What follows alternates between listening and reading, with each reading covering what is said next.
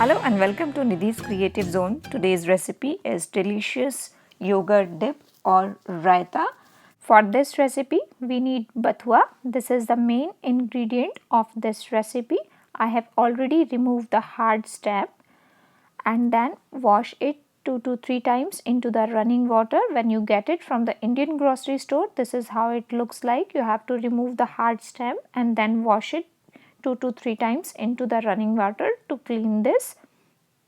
Take a pan, add 2 cups of water, make sure the heat is on medium flame, add half teaspoon of salt and then add the clean bathua leaves into the water. Cover it and boil it for 2 to 3 minutes. You can use the pressure cooker to boil the bathua. Now after 3 minutes open the lid and take a cold water into the bowl and remove the bathua leaves into the clean water directly. It will help to retain the color of the bathua leaves, and now quickly strain the water. After that grind it into coarse paste. Now here I have taken yogurt, 1 cup of yogurt, whisk the yogurt and now you have seen it is creamy.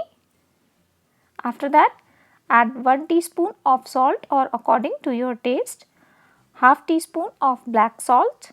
It will give a nice taste to the yogurt.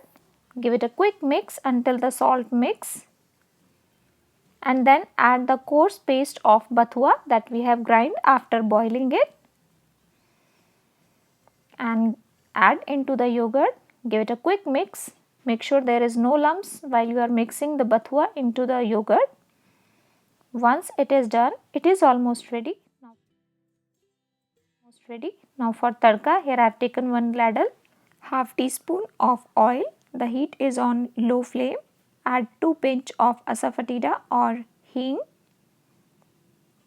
1 teaspoon of cumin seeds or jeera, let it crackle.